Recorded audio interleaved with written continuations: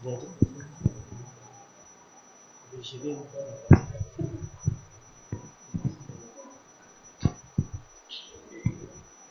tes. Bismillahirrahmanirrahim. Assalamualaikum warahmatullahi wabarakatuh. Alhamdulillah, puji serta rasa syukur marilah kita panjatkan kepada Allah Subhanahu wa taala yang telah memberikan segala karunia serta nikmatnya kepada kita semua. Salawat serta salam marilah senantiasa kita panjatkan kepada baginda Nabi besar Muhammad sallallahu alaihi wasallam. Mudah-mudahan mendapatkan syafaatnya kelak di yaumul qiyamah. Amin ya rabbal alamin. Seperti yang telah diinformasikan oleh DKM Baitul Tamam, pada siang kali ini kita akan melaksanakan kajian kebaikan pada duhur. Seperti biasa, kajian ini juga disiarkan secara langsung melalui YouTube. Jadi channel DKM Baitul Tamam. Mungkin kepada Bapak Ibu yang berhalangan hadir dapat menyaksikan langsung melalui YouTube. Adapun pada kesempatan kajian kali ini akan disampaikan oleh Bapak Ustadz Muhammad Hasan Hidayatullah. Assalamualaikum Pak Ustadz. Waalaikumsalam. Yang kebetulan sudah hadir bersama kita di Masjid Baitul Tamam, Bea dan Cukai Cikarang. Sebelumnya mohon izin membacakan sedikit CV dari beliau. Beliau adalah pengasuh Ponpes Jaid Tambun Selatan yang akan mengkaji dengan tema menjadi pribadi yang dirindukan surga. Baik, Bapak-bapak nanti akan seperti biasa akan ada kesempatan untuk tanya jawab. Oleh karena itu kita langsung saja pada acara. Kami persilakan untuk Bapak Ustadz, silakan. Baik, bismillahirrahmanirrahim. Assalamualaikum warahmatullahi wabarakatuh. Alhamdulillah. Allahumma salli wa sallim ala sayyidina Muhammad. Bapak-bapak yang Allah muliakan, insyaallah pada siang hari ini kita akan sedikit membahas terkait menjadi pribadi yang dirindukan surga. Ada banyak sekali poin yang membuat kita menjadi seorang hamba yang dirindukan surga. Jadi mohon maaf ini tanpa muqaddimah. Kebetulan ada pesan, ada acara ya Ustaz Ansori. Ya, jadi kita ekspres. Ya. Menjadi pribadi yang dirindukan surga itu poinnya banyak sekali. Tapi kita coba dari hal yang paling sederhana yang membuat kita bisa masuk ke surganya Allah Subhanahu wa taala, bahkan dipanggil-panggil oleh surga. Yaitu dari surat Asy-Syura ayat ke-40. Jadi surat Asy-Syura ayat ke-40, Allah Subhanahu wa taala itu ngasih bocoran ke kita siapa saja yang akan mudah masuk surga, bahkan ditunggu oleh surga. Allah mengatakan wa jazaa'u sayyi'atin sayyi'atun mithluha faman 'afa wa aslaha fa ajruhu 'ala Allah innallaha la yuhibbudz zalimin. Sebelum kita masuk ke orang yang dirindukan surga, ayat ini membahas dulu sedikit terkait balas membalas. Jadi sebagaimana hajat hidup kita, memang urusan hidup kita ini dipenuhi dengan urusan balas membalas. Baik balas membalas kebaikan ataupun balas membalas keburukan. Kebetulan di awal ayat ini Allah bahas terkait balas membalas keburukan. Wa jazaa'u sayyi'atin, kata Allah, balasan keburukan, sayyi'atun mitluha, adalah keburukan yang sama. Bapak-bapak sekalian, kira-kira kita sebagai orang muslim ini yang sudah puluhan tahun, sepengetahuan kita, bolehkah keburukan dibalas dengan keburukan? Kalau ada teman yang nonjok itu, ya, lagi malam minggu nih libur, datang ke tempat main, kita ditonjok, bolehkah kita nonjok balik? Dilempar, bolehkah kita lempar balik? Nah, di dalam Islam ternyata itu diperbolehkan. Termasuk ayat tadi, balasan keburukan sayyi'atun misluha, adalah keburukan yang sama. Tetapi Allah Subhanahu wa taala menggarisbawahi kata mitluha. Kalimat harus sama. Jadi membalas itu boleh, tapi harus sama. Kenapa sampai Allah garis bawahi itu? Karena kecenderungan kita nih, manusia, ketika membalas itu ingin membalas lebih. Jadi kalau ditonjok 1 kali, kita pengennya balas nonjok minimal 2 kali. Biar terpuaskan hati kita. Nah, itu yang Allah kategorikan pada ujung ayat. Yaitu, innallaha la yuhibbudz zalimin.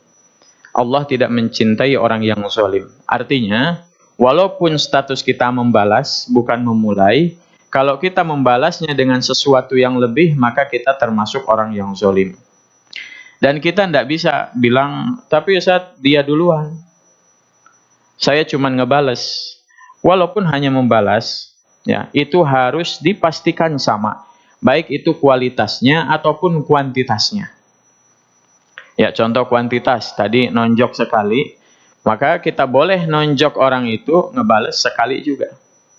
Nah, tapi yang kedua adalah kualitasnya pun harus sama. Contoh misalkan kita ini berat badan kita sudah double digit 105 kg. Teman kita ini baru ya 60-an kilo. Nah, lagi bercanda dia nonjok kita. Nonjok kita ke bahu kita ini, oh terasa sakit. Kita sebagai orang yang ditonjok pengen balas. Nah, pertanyaannya, kira-kira tonjokan orang yang berat badannya 60 kilo dengan balasan dari orang yang sudah double digit 120 kilo, kualitasnya akan sama atau berbeda? Ya, kalau orang 60 kilo kan tangan kanannya paling hanya 4 kilo. Nah, kalau kita sudah double digit ini, bisa-bisa tangan kanan doang udah 18 kilo. Berarti, kalaupun kita ngebalas hanya 1 kali, tetapi yang kita lakukan kualitasnya lebih tinggi atau lebih besar, maka kita tergolong pada golongan orang yang zalim. Ya. Itulah kenapa satu ketika Aisyah itu lagi berduaan dengan Rasulullah di depan rumah. Tiba-tiba ada orang yang lewat, orang jahat yang lewat. Nah, orang jahat ini ingin menyapa Rasulullah dengan sapaan ledekan, tapi seolah-olah mengucapkan salam. Jadi dia mengatakan assalamualaikum. Ya, assalamualaikum, bukan assalam. Kalau assalamualaikum artinya keselamatan bagimu. Tapi kalau sam itu artinya racun. Sam itu artinya celaka. Jadi assalamualaikum kalau kata orang Medan mampus kau. Ya. Cuman nadanya mirip assalamualaikum. Nah, Aisyah radhiyallahu anha mendengar hal seperti itu, dia merasa sakit hati karena kehormatan suaminya seorang rasul dilecehkan dengan mengatakan assalamualaikum. Apa yang dilakukan Aisyah? Aisyah membalas tetapi dengan kata-kata yang panjang. Mohon maaf ya, khas perempuan mungkin ya. Dengan kalimatnya lebih panjang daripada orang yang jahat dan iseng tadi. Apa yang dilakukan Nabi? Yang dilakukan Nabi bukan menegur orang yang meledek Nabi, tapi justru menegur Aisyah radhiyallahu anha dengan mengatakan, ya Aisyah, kada wa kada kada wa kada. Ya Aisyah, kenapa kamu ngomong begini begitu? Dia hanya ngomong kepada kita sekali, kamu membalasnya berkali-kali. Oh, Aisyah langsung nyesel, astagfirullah. Lalu apa yang harus saya balas kepadanya ya Rasulullah? Rasulullah mengajarkan kepada Aisyah, quli, katakanlah wahai Aisyah, wa'alaikumussalam. Ya, kalau dia bilang assalamualaikum, cukup Aisyah. Kalau sudah tak tahan, balas dengan wa'alaikumussalam.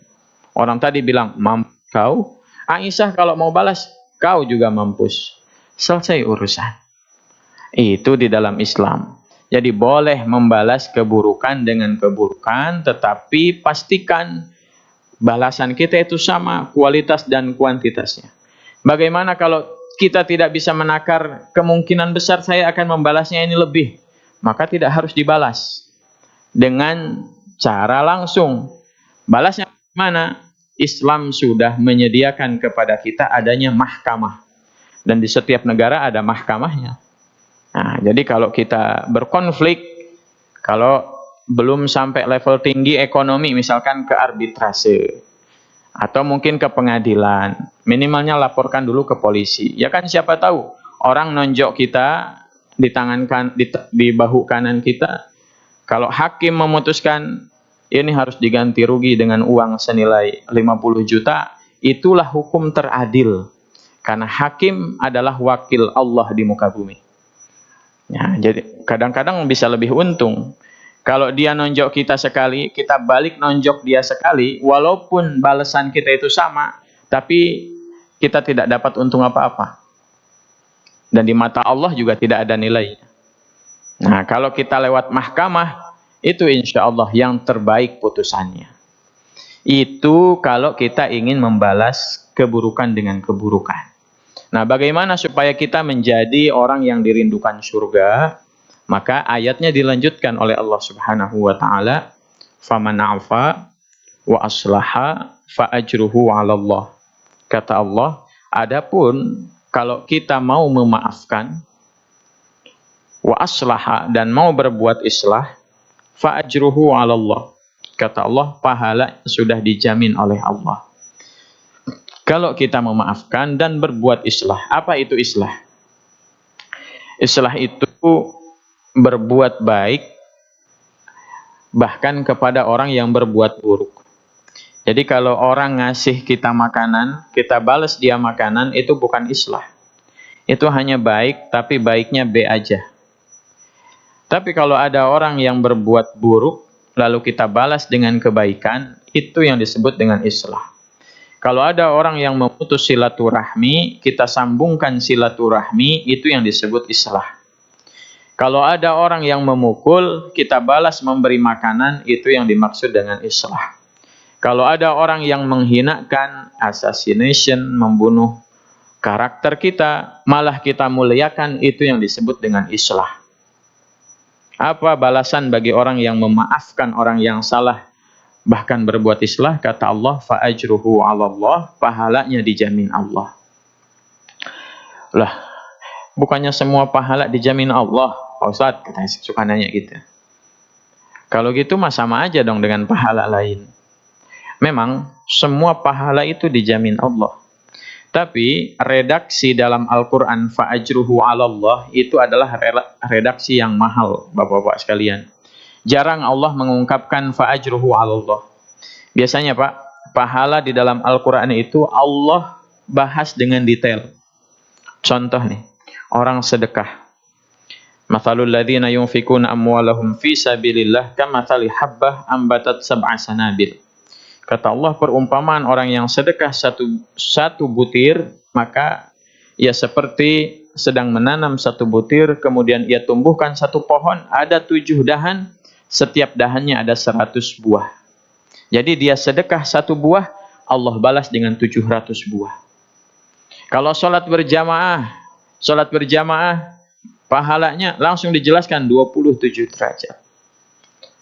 Kalau memperbanyak istighfar, apa pahalanya? Allah berikan surga, bahkan nanti Allah bangunkan bagi dia ada istana-istana, kemudian ada sungai-sungai yang mengalirkan air yang sangat manis. Itu biasanya Allah membahas pahala dalam Al-Quran itu sedetail itu. Berarti kalau di sini Allah rahasiakan pahalanya itu apa? Saking apanya? Saking besarnya pahala bagi orang yang bisa memaafkan dan berbuat islah. Dan memaafkan di sini Pak, memaafkan tanpa orang itu meminta maaf dulu. Biasanya kan kadang-kadang kita nih mau memaafkan asal orangnya datang dulu minta maaf. Nah, itu mah karakter orang biasa. Kalau karakter orang yang dirindukan surga, memaafkan tanpa dia harus datang meminta maaf dan memberi yang terbaik bahkan ketika dia memberikan yang terburuk. Itu menjadi orang yang dirindukan surga. Nah, jadi fa'ajruhu 'ala Allah itu apa artinya? Dijelaskan oleh Imam Ahmad bin Hanbal, Bapak-bapak sekalian, fa'ajruhu 'ala Allah itu artinya adalah masuk surga tanpa hisab. Jadi saking besarnya pahalanya adalah masuk surga tanpa hisab. Nah, biasanya ada lagi. Lah, Pak Ustadz, yang penting kan masuk surga. Mau pakai hisab ke, nggak pakai hisab ke, yang penting mau masuk surga. Berarti sama aja dong pahala memaafkan dengan pahala yang lain. Oh, jangan dianggap sepele, Pak. Masuk surga tanpa hisab. Biar tak jelaskan. Kehidupan kita itu, Pak, sampai nanti masuk surga, itu nggak sesimpel hari ini hidup, besok mati, kiamat kita dibangkitkan, ditanya Allah masuk surga. Nggak sesimpel itu. Kehidupan yang kita lewati sampai ke surga itu akan melewati 14 jenis kehidupan. Yang pertama adalah kehidupan di alam ruh, itu dulu sudah kita lewati. Kemudian kehidupan yang kedua ada di alam rahim, ibu kita sudah kita lewati. Yang ketiga sekarang kita di alam dunia. Yang keempat nanti kita akan masuk ke alam berikutnya yaitu alam kubur atau alam barzakh. Setelah alam kubur nanti kita akan masuk lagi ke alam berikutnya yaitu alamul qiyamah, hari-hari genting, hari kiamat. Hari kiamat itu, Pak, menurut Allah 1 hari, tapi menurut kita bukan 1 hari. Jangan kita bayangkan kiamat itu paginya gelap, nggak ada matahari terbit, pas dilihat adanya di barat, kemudian siangnya meledak, sorenya hancur, malamnya kita dibangkitkan. Bukan begitu. Hari kiamat itu adalah kumpulan hari yang amat lama. Dari mana kita tahu itu? Dari Al-Quran. 1 hari, Pak, di dunia, kita ini sekarang, 1 hari durasinya hanya 24 jam. Tapi kalau kita sudah meninggal dunia, berapa lama durasi kita? Allah mengatakan, wa inna yauman 'inda rabbika ka'alfi sanatin mimma ta'udun. Kata Allah, 1 hari menurut Tuhanmu itu sama dengan 1000 tahun yang kalian rasakan di dunia. Jadi pas nanti kita masuk ke kubur, Pak, itu kita bukan bilang kalau sudah 7 langkah nanti malaikat datang katanya. Lalu ditanya man rabbuka wa ma imamuka wa ma dinuka. Habis itu beres. Enggak begitu. Jadi jangan juga kita bilang, oh orang tua saya sudah meninggal 3 tahun yang lalu saat COVID, mungkin sudah tenang di alam sana. Kata siapa? Kata kita, orang tua kita sudah meninggal 3 tahun yang lalu. Tapi menurut orang tua kita yang ada di alam kubur, itu belum selesai 1 hari, belum selesai 1 pertanyaan. Karena 1 harinya sama dengan 1000 tahun. Ya, itu di alam kubur, Pak. Makanya kalau tidak salah pas tarhib dulu sempat kita jelaskan juga itu. Waktu tarhib Ramadan di sini. 1 hari di alam kubur itu ditanya man rabbuka. Itu yang ngejawab bukan lisan kita. Karena di dalam surat Yasin Allah firmankan, al-yauma nakhtimu ala afwahihim wa tukallimuna aydihim wa tashhadu arjuluhum bima kanu yaksibun. Kata Allah, pada hari itu Allah kunci mulut kita. Tangan kita bisa ngomong, kaki kita bersaksi. Jadi nanti yang ditanya man rabbuka, yang ngejawab bukan mulut kita. Yang ngejawab itu tangan kita. Coba kira-kira, kita ingatlah 1 tangan yang kanan kita ini, maksiatnya apa aja? Yang maksiat itu berhubungan dengan menyepelekan kehadiran Allah. Misalkan ya tangan kita lagi megang apalah, ada hak orang lain yang lewat. Ya, bisa kita ambil. Dan orang lain tidak tahu. Atau bisa kita kerjasamakan, hak orang lain itu kita ambil. Dan hukum tidak mengetahui itu. Terus kita bilang, oh aman, CCTV aman, ini aman, laporan bisa diamankan. Kita ambil haknya. Karena kita merasa aman dari pandangan para orang-orang yang mengaudit. Dan kita lupa ada yang mengaudit kita yaitu Allah. Makanya nanti pas Allah tanya man rabbuka, tangan kita tidak mudah bilang Allahu Rabbi. Karena tangan kita ingat, 1 ketika saya pernah mengambil hak orang, karena saya menganggap tidak ada yang melihat dan pasti aman. Berarti saat kita mengambil hak orang lain, tangan kita menganggap apa? Tangan kita menganggap Allah tidak ada. Maka susah jawab Allahu Rabbi tangan kita. Itu baru pertanyaan 1 buah kesalahan. Dihukum lagi kita. Makanya pantas, Pak, kalau ribuan tahun di alam kubur. Ya, apalagi dulu yang kita bahas, bagi orang beriman, ammal mu'minu fayuftanu fi sab'ati ayyam. Orang mukmin itu, Pak, di alam kubur akan ditanya selama 7 hari. Jadi kalau 1 harinya sama dengan 1000 tahun, 7 hari sama dengan 7000 tahun. Nah, jadi pertanyaan man rabbuka itu bisa menghabiskan waktu ribuan tahun.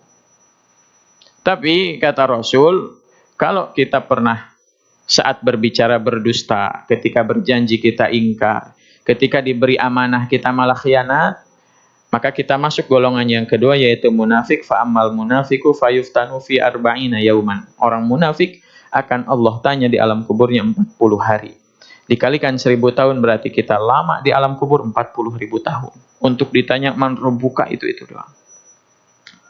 Jadi Bapak-bapak sekalian, itu baru sampai alam barzah, alamul kiamah. Setelah hari kiamat kita nanti ada lagi yang namanya alamul mahsyar.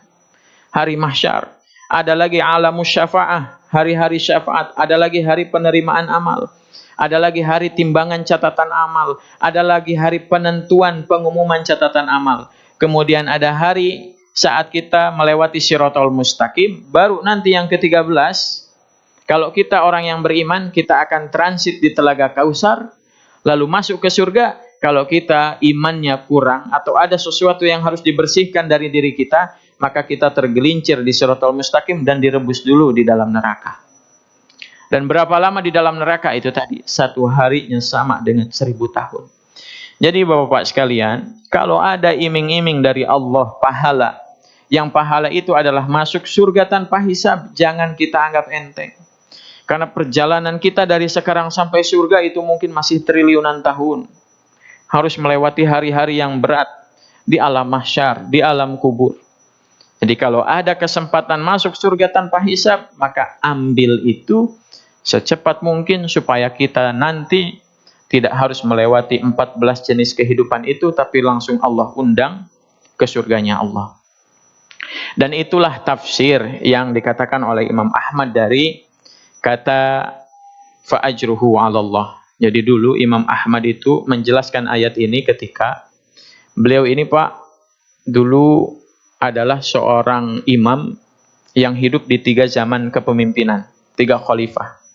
Khalifahnya Al-Mu'tasim Billah, kemudian Khalifah Al-Ma'mun, kemudian yang kedua Khalifah Al-Mu'tasim Billah, kemudian khalifah yang ketiga adalah Khalifah Al-Wasik. Nah, sayangnya di 3 khalifah ini semuanya sesat, Pak. Sesatnya apa? Mereka mengikuti faham Mu'tazilah, yaitu meyakini bahwa Al-Quran adalah makhluk Allah. Sementara kita ini aswaja, Ahlus Sunnah wal Jamaah, meyakini Al-Quran itu bukan makhluk Allah. Al-Quran itu firman Allah. Firman Allah adalah bagian daripada Allah. Gak mungkin kan? Perkataan Allah adalah makhluk ciptaan Allah. Nah, singkat cerita, kalau yang sesat itu kita rakyat biasa, biasanya ya anteng-anteng aja.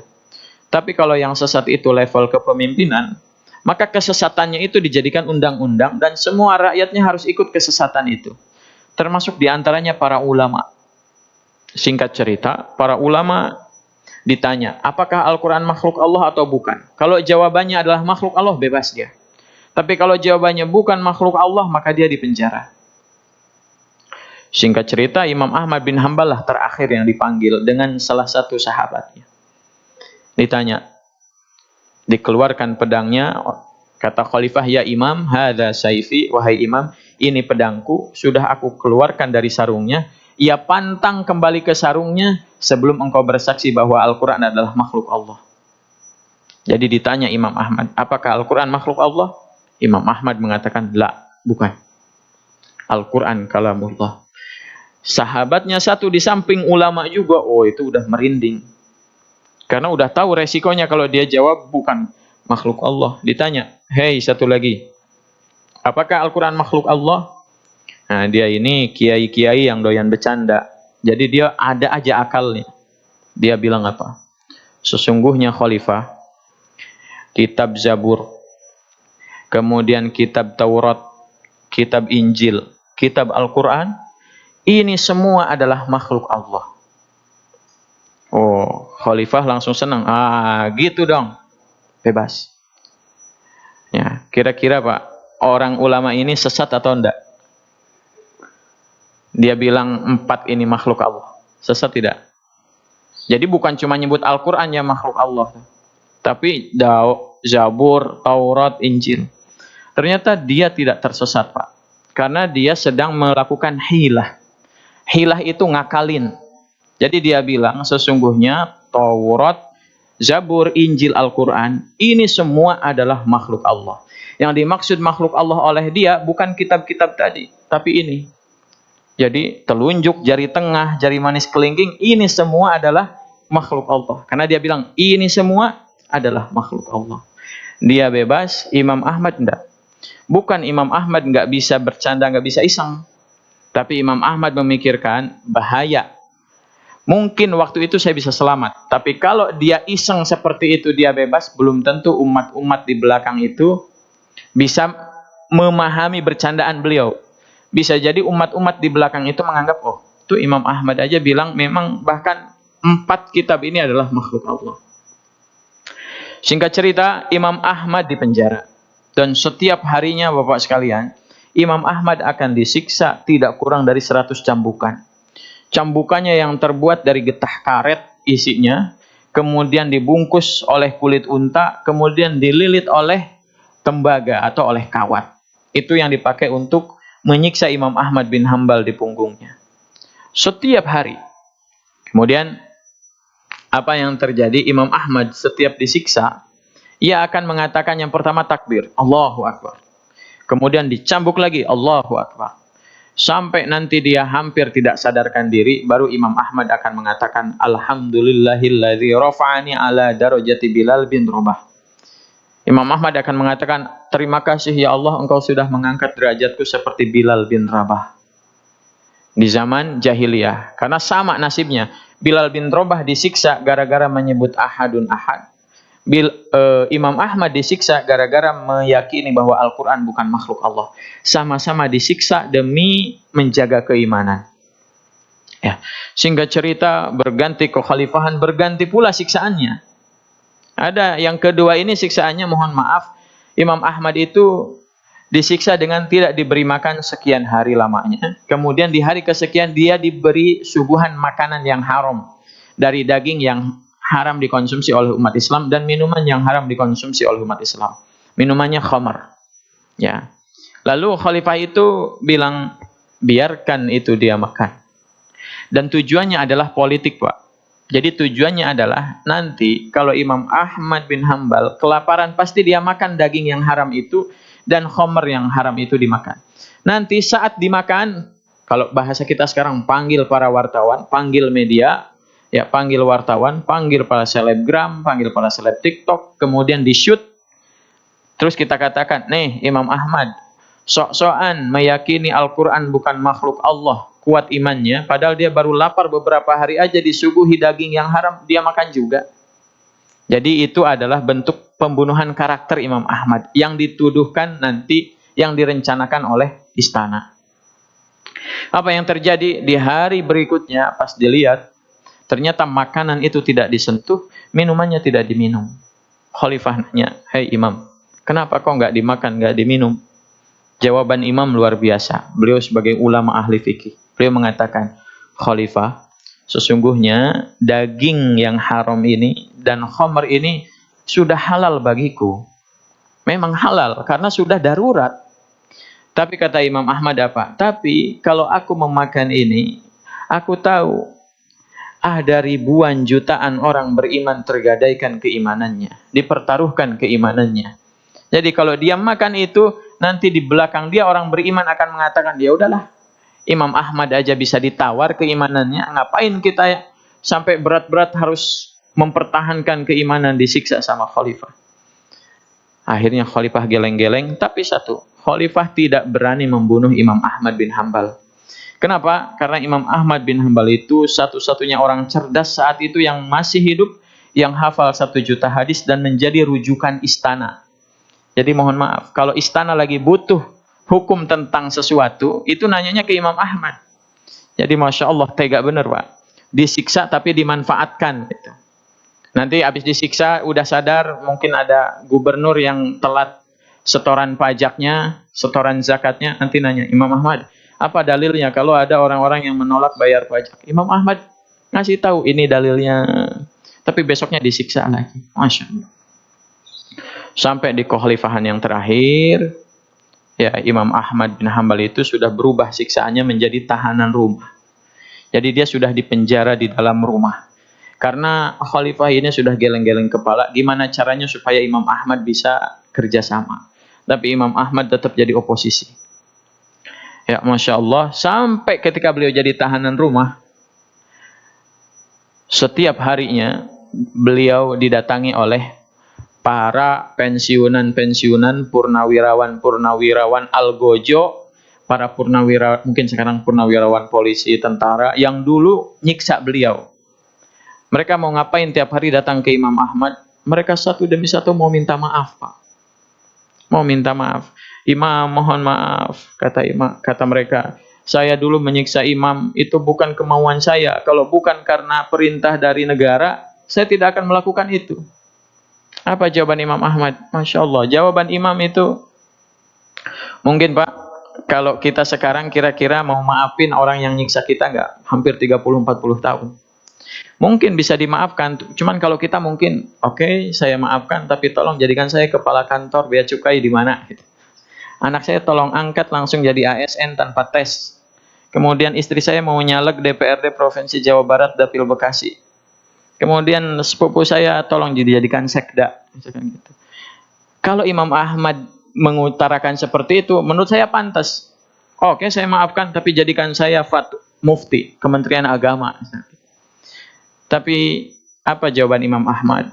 Mengecewakan para netizen. Imam Ahmad mengatakan, jangankan engkau, orang yang menyiksaku dan belum sempat meminta maaf kepadaku karena sudah pada wafat. Jadi Imam Ahmad itu umurnya panjang. Yang dulu nyiksa beliau itu udah pada mati duluan.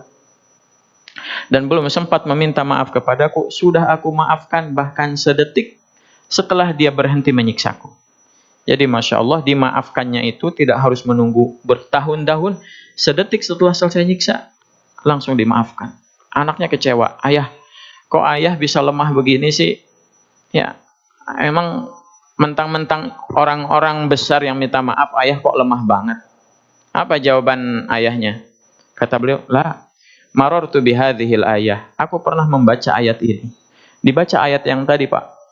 Yang faman afa wa aslaha fa ajruhu 'ala Allah. Lalu beliau menjelaskan dalam hadis yang diriwayatkan oleh cucunya Rasulullah Al-Hasan terkait fa ajruhu 'ala Allah. Ternyata Bapak sekalian, nanti Pak di alam mahsyar itu semua kita sedang dalam kondisi kebingungan, seperti sedang di padang Arafah, tidak ada naungan satupun. Ya, Masya Allah. Dan mohon maaf, sialnya lagi, tidak ada naungan satupun dan mataharinya di sana ada 7. Dan lebih buruk lagi, jarak dari kepala kita ke matahari itu hanya 1 mil. Hanya 1000 meteran. Jadi Masya Allah panasnya luar biasa. Saat itu semua orang sedang kebingungan. Tapi ada utusan Allah yang mengundang, yang datang di antara kita-kita nanti Pak, yang ada di alam mahsyar mengatakan, liyakum mangkana ajruhu 'ala Allah. Berdirilah orang-orang yang ajruhu 'ala Allah, yang pahalanya dijamin Allah. Dan setiap orang ada capnya. Jadi orang-orang yang mudah memaafkan orang lain itu ada capnya di sini. Nanti mereka berdiri, namun banyak orang yang nggak bisa berdiri. Dan mohon maaf, yang berdiri ini bisa jadi orangnya yang bukan ahli ibadah, banyak maksiatnya, malas-malesan sholatnya, bisa jadi seperti itu. Dan yang nggak bisa berdiri ini orang ahli ibadahnya. Lalu orang-orang yang berdiri tadi, mereka mendatangi satu pintu, yang pintu itu Allah munculkan. Dan bahkan bukan cuma kita yang kaget Pak, ngelihat orang-orang kok berdiri saya enggak gitu. Jadi kan kita yang nggak bisa berdiri itu kaget Pak, kok kamu berdiri? Misalkan nih, gurunya duduk, muridnya berdiri. Kok kamu bisa berdiri, saya enggak? Kok kamu ada capnya, kok saya guru kamu enggak? Mungkin kata murid kita, oh mungkin Pak Ustadz dulu cuma bisa ngomong doang. Ya, sementara kita nih nggak bisa ngomong tapi beramal, misalkan gitu. Jadi berdiri tuh orang-orang yang di luar dugaan kita. Dan mereka mengarah ke satu pintu. Bahkan bukan kita yang kaget, termasuk penjaga pintu itu kaget. Hei, siapa kalian?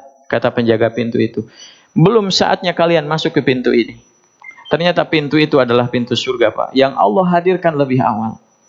Lalu orang-orang ini berkumpul, berkerumun semakin banyak mendekati ke pintu itu. Lalu penjaga itu menanyakan, hei, man antum? Siapa sih kalian? Mereka menunjukkan capnya yang ada di tubuh. Wallahu alam capnya di mana? Itu saya tadi hanya mengira-ngira. Tapi semua orang ada capnya fa ajruhu 'ala Allah. Orang-orang itu menjawab, nahnu al-afuna 'anin nas. Orang-orang yang mendekati pintu itu adalah kami adalah orang yang mudah memaafkan orang lain. Penjaga pintu surga itu tidak bisa berbuat apa-apa, dibukalah pintu itu dan kita semua yang mudah memaafkan orang lain masuk ke situ. Padahal belum saatnya. Ya, ibaratlah kita di rumah sakit, kita level BPJS-nya kelas 3 misalkan. Udah dapat ruangan IGD aja kan udah syukur, nggak disuruh keluar. Pas di ruang IGD, tiba-tiba kita bilang ke dokter jaga, dok, saya sudah bisa naik ke atas, katanya sudah ada di ruang tulip 405. Kata dokternya, kata siapa? Orang belum bisa naik ke atas sebelum masuk ACC saya. Lalu dia nunjukin, ini dok, saya ada SMS. Pas dilihat SMS-nya, SMS silahkan naik ke 405. Tertanda Direktur Utama Eka Hospital, misalkan gitu. Yang PA-nya itu direktur utamanya. Kira-kira dokter jaga bisa nolak nggak? Oh nggak pak, silahkan naik ke atas walaupun BPJS-nya kelas 3. Karena ini atasannya. Nanti kita sama, jangan dulu masuk, belum saatnya. Kita nunjukin, saya ada capnya dari Allah. Al-afuna 'anin nas, silahkan masuk. Nah, bapak-bapak sekalian, itulah pahala bagi kita yang mudah memaafkan orang lain tanpa alasan. Andai ada orang lain yang berbuat salah sama kita, terlebih kalau orang itu adalah adik-adik kita, ponakan kita, orang-orang yang lebih rendah dari kita, jangan sempat kita bilang, sampai mati, sampai 7 turunan, kagak bakal gua maafin, hari ini hentikan. Maafkan itu sebetulnya yang perlu memaafkan adalah kita, bukan orang yang salah kepada kita, karena kita perlu masuk surga tanpa hisab. Baik bapak-bapak yang Allah muliakan, nampaknya waktunya sudah over. Ini Ustadz Ansori karena sudah dipindah tempatnya, jadi saya nggak bisa lihat jam. Jamnya dulu di sini. Oh di situ ya. Ya salah Ustadz Ansori lah karena nggak naruh jam. Baik, mungkin itu yang dapat saya sampaikan. Wal-afu minkum. Wassalamualaikum warahmatullahi wabarakatuh. Over. Baik, terima kasih Ustadz atas kajian siangnya. Mungkin kepada bapak-bapak yang ingin bertanya, silahkan, kami persilahkan.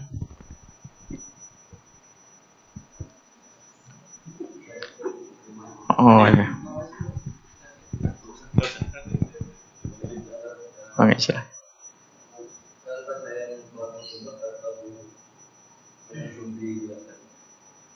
Ketika ada orang berbuat salah kepada kita, lebih baik kita memaafkan. Tapi ketika kita belum bisa memaafkan, tapi kita bisa memaafkan, apa kita berdosa? Gitu. Baik. Langsung saya jawabnya 2. Kalau kita belum bisa memaafkan, apakah kita berdosa? Tentu kita tidak berdosa. Karena apa? Karena itu adalah hak kita. Tapi tadi, kalau kita tidak memaafkan, artinya kita tidak mendapat apa-apa. Tapi mungkin ada salah satu maksudnya adalah bagaimana kalau sebenarnya udahlah kita usahain memaafkan, tapi belum bisa melupakan, gitu ya. Nah, maksudnya gitu kan. Jadi udah saya maafin, tapi kalau ketemu kesel lagi, ketemu ingat lagi. Nah, jadi Bapak, di dalam Islam itu memang dipisahkan antara memaafkan dan melupakan. Jadi memaafkan itu ya silahkan, sudah memaafkan, siapapun yang berbuat salah pada saya memaafkan. Tapi kalau sempat kita ngelihat orang itu dan masih mengingat kesalahan dia sama kita, itu wajar. Bukan cuma kita Pak, Rasulullah sendiri begitu. Jadi Rasulullah itu dulu pamannya dibunuh oleh Wahsy, Hamzah di perang Uhud. Bahkan setelah dibunuh, itu sama seorang wanita Hindun, dadanya dirobek, dada Hamzah, dikeluarkan jantungnya, diiris, sebagian dipakein anting, sebagian lagi diangkat dan dikunyah oleh Hindun. Saking puasnya sudah membunuh Hamzah, karena Hamzah itu ibaratnya orang paling wahnya di agama Islam yang baru sedikit. Akhirnya beberapa waktu kemudian, beberapa tahun kemudian, Wahsy masuk Islam. Di tahun ke-8 Hijriah, Hindun tadi masuk Islam. Tapi apa yang terjadi saat Hindun masuk Islam? Hindun itu ngomong segala ke Rasulullah, ya Rasulullah, mohon maaf ya Rasulullah, ini itu ya Rasulullah. Hindun ngomong di sini, Rasulullah matanya ke sini. Hindun pindah ke sini. Pengen ngomongnya, pengen dianggap itu, ya Rasulullah, mohon maaf. Rasulullah ngelihatnya ke sini. Apa kata Nabi? Kesalahannya sudah Allah maafkan. Kesalahan dia sudah aku maafkan. Tapi aku belum bisa melupakan. Termasuk diantaranya Wahsy. Rasulullah lama. Nggak mau Rasulullah ada Wahsy lewat. Nggak mau Rasulullah lihat. Rasulullah langsung buang muka. Tapi hatinya sudah memaafkan. Tapi harus tetap kita usahakan, Pak.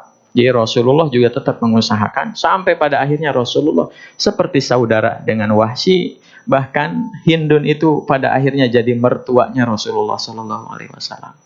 Jadi kita kalau belum bisa melupakan wajar, cuman segera kita usahakan dengan sungguh-sungguh. Saya bisa memaafkan dan insya Allah segera mungkin saya melupakan. Dan ya seperti itu.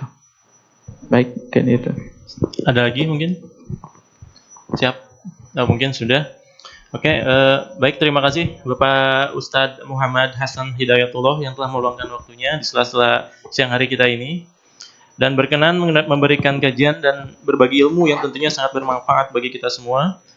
Selain itu, terima kasih juga kepada bapak-bapak yang telah berpartisipasi di acara yang mulia ini. Semoga apa yang dibahas tadi dapat menjadi bekal dan dapat memberikan manfaat bagi kita semuanya. Baik, saya selaku MC izin undur diri, memohon maaf jika terdapat hal yang kurang berkenan dalam membawakan kajian kali ini. Izinkan kami tutup dengan doa kifarah majelis bersama-sama. Subhanallahumma wa bihamdika asyhadu alla ilaha illa anta astaghfiruka wa atubu ilaik. Assalamualaikum warahmatullahi wabarakatuh.